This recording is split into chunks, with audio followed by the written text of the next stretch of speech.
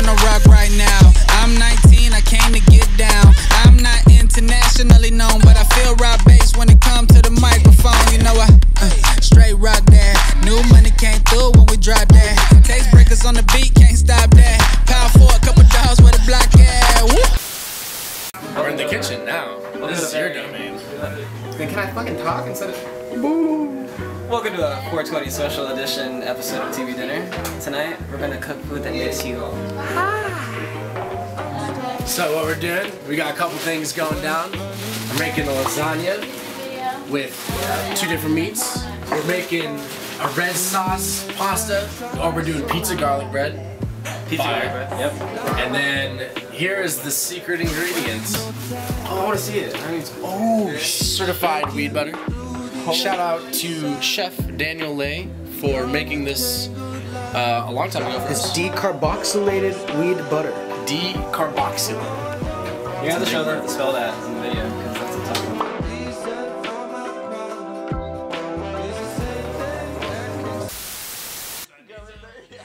All right, yo, welcome to TV Dinner episode 13, special 420 episode with Vista Kicks. They just, thank you, a little bit of energy in the building. They just did a killer performance for us. Thank you guys. Thank you again. That was Thanks super for having awesome. us. So why don't you tell the people at home who might not know who you guys are, and what you're all about. We're Vista Kicks, and we all grew up together in Sacramento, California, and we all moved down to Los Angeles about 3 years ago, 3.5 maybe. We've been just making music, recording our own records, and going on tours ever since. Were you guys touring before? No. It's when you moved to LA. Yeah, and not even then. We still had to kind of work it up and gain a name in the city and get booking agents and managers and all the essential things. You know, building your team to make it possible to go and do it. Definitely. And then we did, and we set sail. It's awesome. So how long have you guys been playing together, though? Since high school. Dope. Yeah. I mean, just watching your guys' performance, there's such a synergy amongst you guys. So there is. It seems like you guys are really on the same page, which really adds an element to the live performance that really, I feel like, pulls people in. Now, you guys are just like on the same page constantly. Yeah, so we spend a lot of time with each other, so makes sense. every day. We live together. We've known each other since we were 5 years old, and all our families are friends. It makes it easy to know what's going on with everybody. Yeah, definitely. It definitely has a deeper layer to your connection, which definitely helps with the art, I would imagine. Absolutely. Yeah. Why don't you guys introduce yourselves individually really quick, just so everyone knows. My name is Derek. My last name is Thomas. My name is Samuel, birth name. You can call me Sam, and I'd really prefer it if you call me S-Dog. My name's Nolan, and I am the lead drummer. My name is Trevor, and I play bass guitar. And that is all. So, on the synergy note, one thing that's really interesting to me when it comes to like creative dynamics, dealing with, you know, multiple people on your team.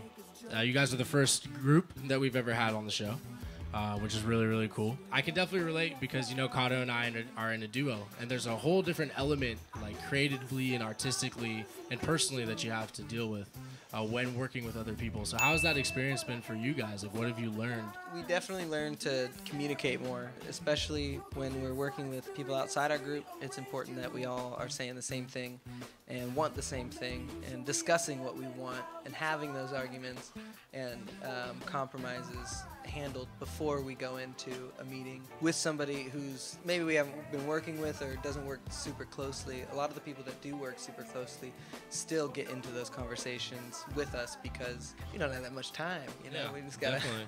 But we always have each other's back, so that's what's important, like in those kinds of things, is that like we're together as a unit. Yeah. And that's really important for artists, especially without a label. We're independent, so everyone we work with is really grinding for us and really believes in us. The communication thing is so critical because you guys probably all understand that you have the same end goals of what you want to accomplish with this, right? You know, sometimes people have different ways that they see of how you could get there. So being able to just lay all that out and not being afraid of that is super key.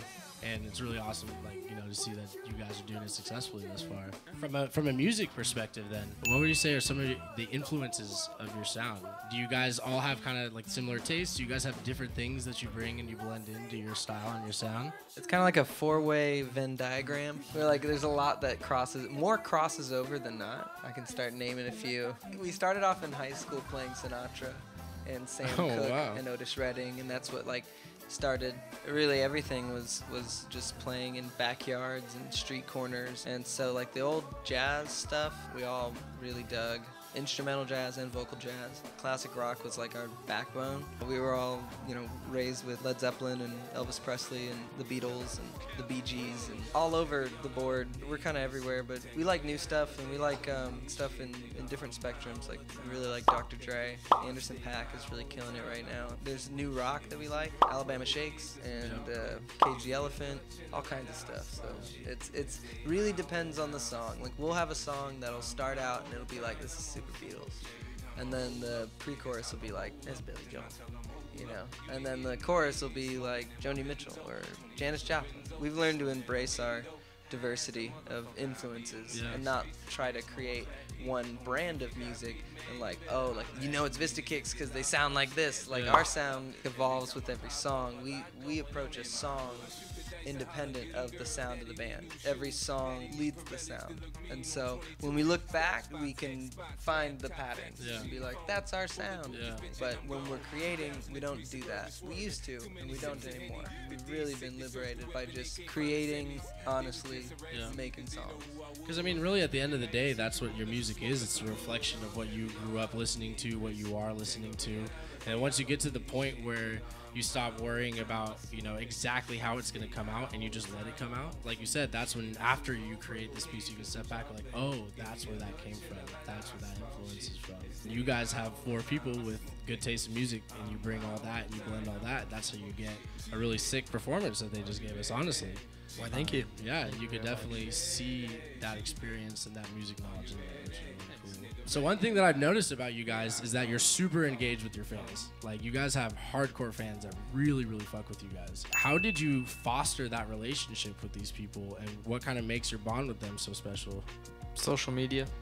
In short, we're using it for what it's for. We're not like using it to try to be contrived or anything. We're just showing people that care about us what we do on a day-to-day basis, and our Instagram has really turned into like Vista Kicks TV. Yeah. So you can really tune in and see whatever we're doing, or a joke we're making, or a song we're writing, or a song we're recording, or where we're driving to, or where we're driving from. Yeah.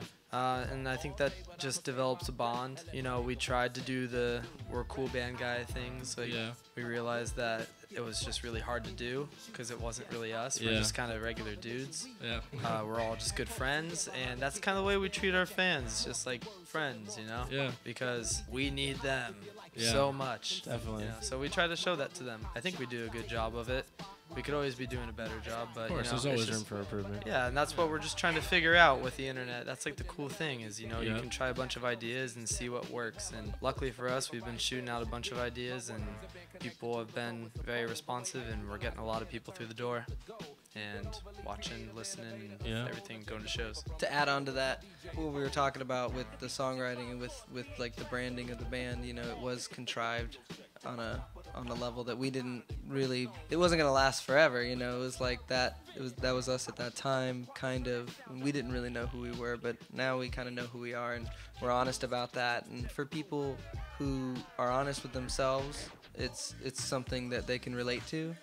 And then the people who want to be honest with themselves, it's something that they can empathize with. And our fans are great because they know that in the context of Vista Kicks, they can come to a show, relax, dance, not worry about who's looking at who. Ugh, you know, they're not coming to take photos. They're coming to listen and enjoy and be part of the show. Yeah. And that's the biggest thing that we've tried to foster with our fan base, is just like, when you hear your family, you know. Like the Olive Garden. Yeah. Olive Garden. That's really dope. And I mean, that's why you have such a loyal fan base, you know, is that you guys aren't afraid to fuck around. Just be you, have fun with it, and that really resonates with people. That's what we all want to be doing, you know? Okay, so tell me either the wildest or the funniest story from one of your shows. I don't know. It's the best one. I don't know.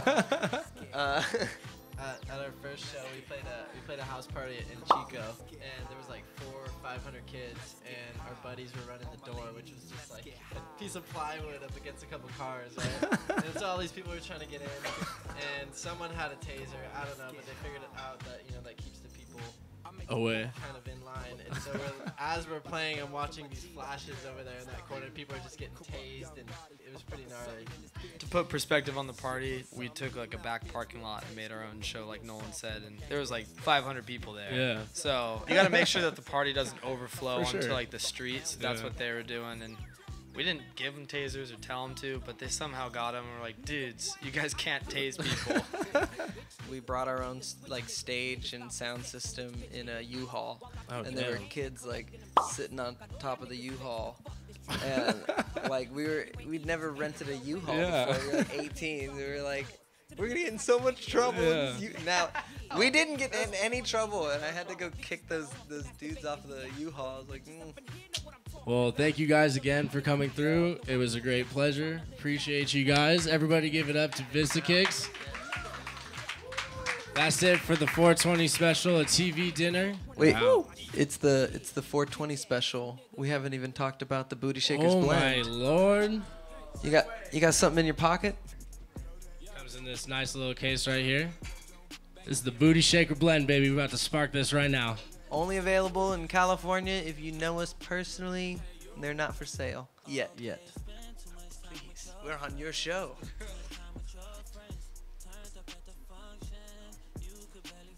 So, the Booty Shakers blend consists of 3 different strains. The first one's called Milkies. The second one is called Buckeye Purple. And the third one is the OCBD, or Orange Dream. It's pretty cool because you can see the 3 different strains That's good. in the joint. We've been smoking it all evening, so. Wow, thank you guys. Yeah. That's good. That's some good shit. Some good shit. Thank you, Ross. Thank you, Ross. That's the guy. That's the weed. We're gonna smoke it now. If you guys like what you see, don't forget to subscribe. If you guys want to see someone, hit us up. Other than that, we're about to go eat.